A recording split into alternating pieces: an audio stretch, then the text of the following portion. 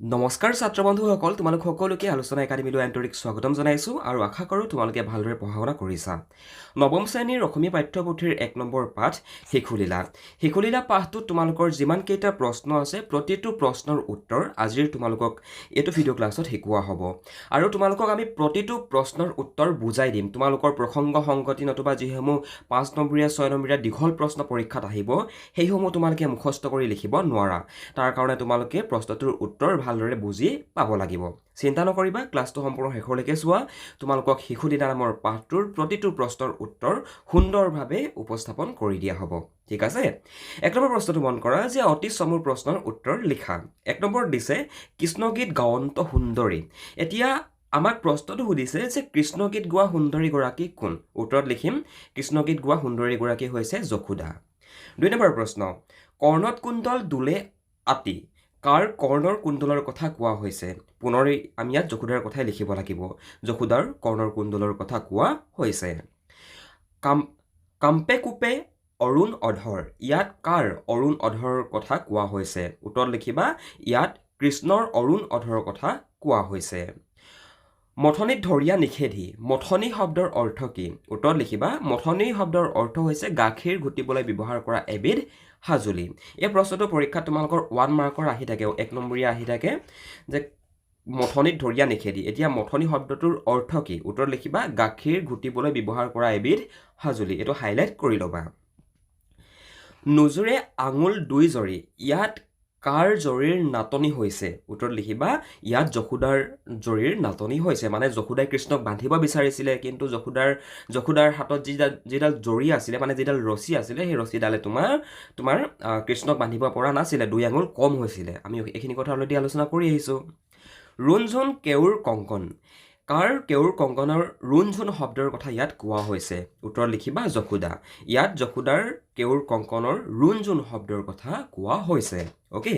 এই প্ৰশ্নকেইটা তোমালোকৰ যদি পৰীক্ষাত আহে মেক্সিমাম ১ নম্বৰে আহিব মানে VSA টাইপ অতি চমুৰ প্ৰশ্ন তোমালোকৰ যদি পৰীক্ষাত আহে তো তাতে এনেকুৱা ধৰণৰ প্ৰশ্ন হোৱাৰ সম্ভাৱনা থাকে এতিয়া আমি চাম শিশুলীলা পাঠটোৰ যিখিনি দীঘল উত্তৰৰ প্ৰশ্ন সেইখিনি চিন্তা নকৰিবা তোমালোকে যদি মূল কনচেপ্টটো বুজি পাই যোৱা শিশুলীলাৰ যিখিনি প্ৰশ্নোত্তৰ ধুনীয়াকৈ তোমালোকৰ মনত থাকি যাব নেক্সট কুৱেশ্যনটো ডিছকাশ্যন নকৰাৰ আগতে ভাইটি ভণ্টিসকল তোমালোকৰ যিসকল ছাত্ৰ ছাত্ৰী অসমীয়া নতুবা ইংৰাজী মাধ্যমৰ পৰা আমাৰ এই ভিডিঅ' ক্লাছটো ইউটিউবত চাই আছা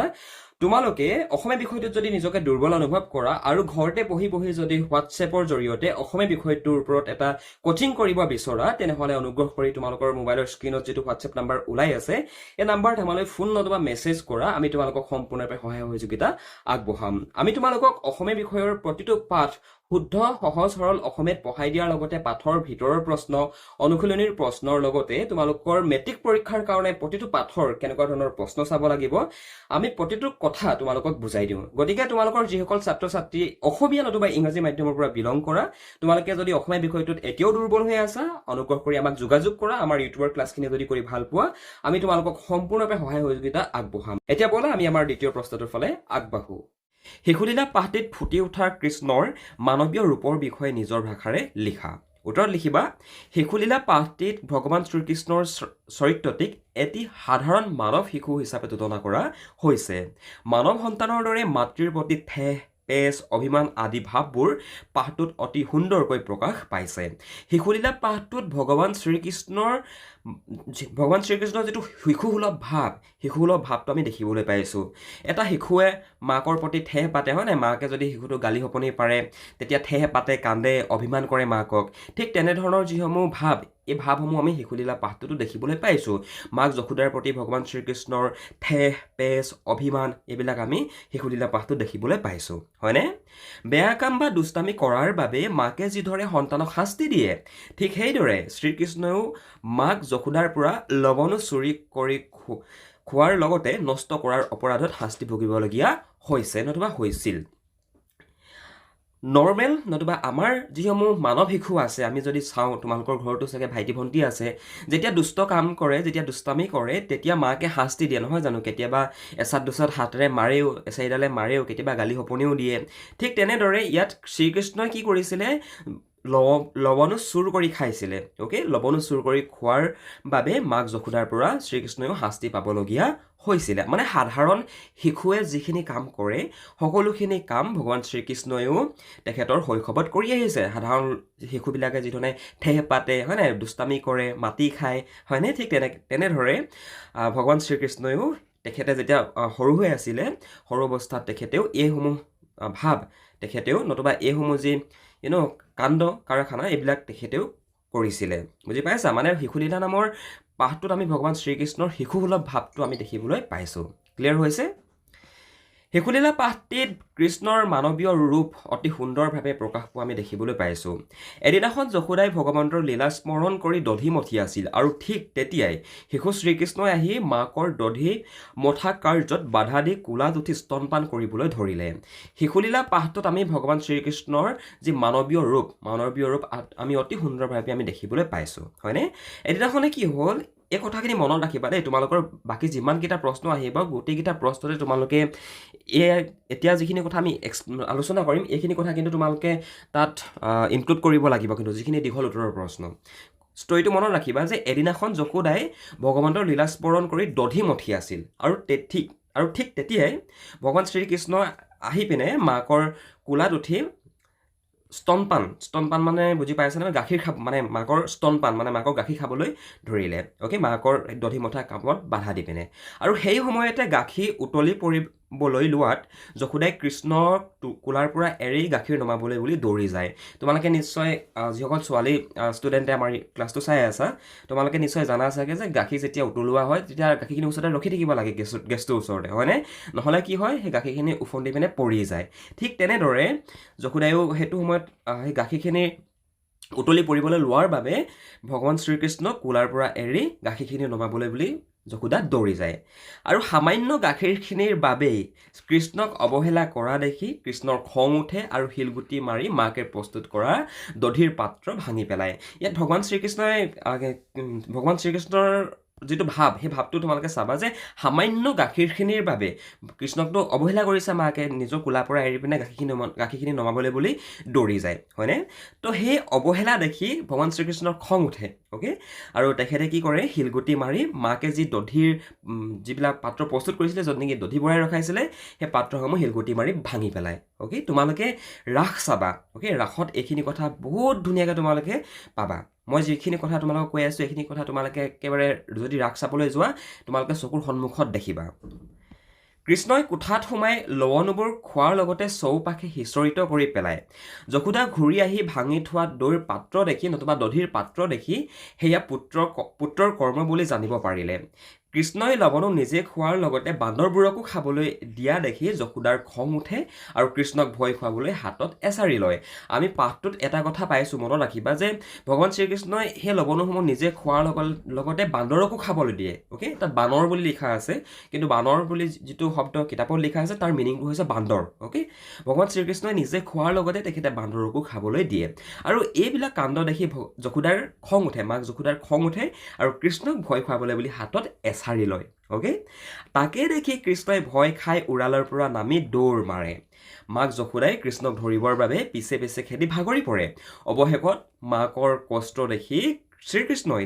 নিজে মাকৰ হাতত আহি ধৰা দিয়ে আৰু মাক যশোদাই দৈৰ পাত্ৰ ভাঙি পেলোৱা আৰু লৱণো নষ্ট কৰাৰ অপৰাধত এই বিশ্বব্ৰহ্মাণ্ডৰ গৰাকী শ্ৰীকৃষ্ণক উৰালত বান্ধি থ'বলৈ সাজু হয় তো তাৰপিছত যেতিয়া খেদি গ'ল মাকে এচাৰিডাল লৈ পিনে তেতিয়াতো কৃষ্ণটো দৌৰি পলাব লাগিব হয়নে তো ভগৱান শ্ৰীকৃষ্ণ পলাই মানে ইয়াত আমি ভগৱান শ্ৰীকৃষ্ণৰ শিশুসুলভ ভাৱটো ভগৱান শ্ৰীকৃষ্ণৰ যেতিয়া তেখেত শিশু হৈ আছিলে তেতিয়াৰ কথা আমি পঢ়ি আছোঁ অ'কে তো মাক যশোদাই কৃষ্ণক ধৰিবৰ বাবে পিছে পিছে খেদি যায় কিন্তু তোমালোক সকলোৱে জানা আমাৰ এই বিশ্বব্ৰহ্মাণ্ডৰ আমাৰ এই ত্ৰিজগতৰ সৃষ্টিকৰ্তা হৈছে কৃষ্ণ হয়নে ভগৱান শ্ৰীকৃষ্ণ আৰু সেইবাবে ভগৱান শ্ৰীকৃষ্ণক জানো যশোদাই ধৰিব পাৰিব অভিয়াছলি নোৱাৰে তো মাকৰ কষ্ট দেখি পিনে অৱশেষত ভগৱান শ্ৰীকৃষ্ণ আহি নিজে মাকৰ ওচৰত আহি ধৰা দিছে অ'কে আৰু তাৰ পৰৱৰ্তী পৰ্যায়ত মাক যশোদাই শ্ৰীকৃষ্ণই দধিৰ পাত্ৰ ভাঙি পেলোৱা আৰু লৱণো নষ্ট কৰাৰ অপৰাধত তেখেতক কি কৰে উৰালত বান্ধি থ'বলৈ সাজু হয় কিন্তু লিখোঁতে তোমালোকে এনেধৰণে লিখিবা ইয়াত যিখিনি কথা দিয়া আছে এই ধৰণে লিখিবা মই তোমালোকক বুজাবৰ কাৰণে একেবাৰে নৰ্মেল কিছুমান শব্দ ব্যৱহাৰ কৰিছোঁ কিন্তু ইয়াত যিখিনি কথা যেনেকৈ দিয়া আছে তেনেকৈ লিখিবা পৰীক্ষাত অ'কে যদি নিজে বিচাৰা কিবা এটা মডিফিকেশ্যন কৰিবৰ কাৰণে দেন কৰিব পাৰা একো প্ৰব্লেম নাই শংকৰদেৱৰ মহত্তম সৃষ্টিৰ কীৰ্তন ঘোষাৰ বিষয়ে এটি চমুটুকা লিখা তোমালোকে সদায় মনত ৰাখিবা মহাপুৰুষ শ্ৰীমন্ত শংকৰদেৱৰ সাহিত্যিক জীৱনৰ কীৰ্তিস্তম্ভ হৈছে কীৰ্তন ঘোষা অ'কে আৰু মহাপুৰুষ মাধৱদেৱৰ সাহিত্যিক জীৱনৰ কীৰ্তিস্তম্ভ হৈছে নামঘোষা আৰু কীৰ্তন ঘোষা মনত ৰাখিবা তোমালোকৰ এই কনচেপ্টটো ইন ফিউচাৰো দৰকাৰ হৈ থাকিব অ'কে উত্তৰত কি লিখিবা মন কৰা বৈষ্ণৱ ধৰ্মৰ প্ৰৱৰ্তক মহাপুৰুষ শ্ৰীমন্ত শংকৰদেৱৰ এখন উল্লেখযোগ্য গ্ৰন্থ হৈছে কীৰ্তন ঘোষা শংকৰদেৱৰ সাহিত্যিক জীৱনৰ কীৰ্তিস্তম্ভ বুলিও কোৱা হয় কীৰ্তন ঘোষাত চতুৰ্বিংশ শতি অৱতাৰ ধ্যান বৰ্ণন অজামিল উপাখ্যান শিশুলীলা ৰাসলীলা শ্ৰীকৃষ্ণৰ বৈকুণ্ঠ প্ৰয়াণ আদিকৈ 29টা খণ্ড আছে এই যিখন আমি ইয়াতে কীৰ্তন ঘোষাৰ কথা পঢ়ি আছোঁ কীৰ্তন ঘোষাত সৰ্বমুঠ 29টা খণ্ড আছে কিমানটা আছে 29টা খণ্ড আছে অ'কে আৰু গোটেইকেইটা খণ্ডৰ কথা মনত তোমালোকে ৰাখিব নোৱাৰিবা সেইটো কাৰণে তোমালোকে জাষ্ট এইকেইটা খণ্ডৰ বিষয়ে লিখিলেও হ'ব আৰু প্ৰতিটো খণ্ডতে একোটি কাহিনী বা পৃথক বিষয়বস্তু দেখিবলৈ পোৱা যায় প্ৰতিটো খণ্ডত 2ৰ পৰা 20 মানলৈকে কেইবাটাও কীৰ্তনৰ সমষ্টি দেখিবলৈ পোৱা হয় কীৰ্তন ঘোষাৰ দ্বাৰা মহাপুৰুষ শ্ৰীমন্ত শংকৰদেৱৰ বৰ্ণনা ৰীতি অতি স্পষ্টকৈ দেখা পোৱা যায় তোমালোকে এনে মন কৰিবাচোন আমাৰ ভাদ মাহত আমাৰ অসমৰ প্ৰায়সমূহ নামঘৰতে ভাগৱত পাঠ কৰা হয় কীৰ্তন পাঠ কৰা হয় তো তাত তোমালোকে যিসমূহ শুনা মানে তাত যিটো সুৰত শুনা নতুবা তাত যিসমূহ শব্দ শুনা এতিয়া লক্ষ্য কৰিবাচোন কিমান ধুনীয়াকৈ স্পষ্টভাৱে তাত উপস্থাপন কৰা থাকে আৰু ভাবিছোঁ আজিৰ পৰা ইমান শ বছৰ আগতে মহাপুৰুষ শ্ৰীমন্ত শংকৰদেৱে নতুবা মাধৱদেৱে কেনেকৈ সৃষ্টি কৰিলে অ'কে গতিকে আমি সেইকাৰণে মহাপুৰুষ শ্ৰীমন্ত শংকৰদেৱ আৰু মাধৱদেৱক আমি আমাৰ জাতিৰ আৰু আমি আমাৰ যি নৱবৈষ্ণৱ ধৰ্মৰ গুৰু হিচাপে আমি তেখেতলোকক মানো অ'কে তো মহাপুৰুষ শ্ৰীমন্ত শংকৰদেৱ তথা মাধৱদেৱৰ যি অৱদান আমাৰ অসমৰ প্ৰতি নতুবা আমাৰ অসমীয়া জনজীৱনৰ প্ৰতি এয়া কোনো নুই কৰিব নোৱাৰে সদায় মনত ৰাখিবা এইখিনি কথা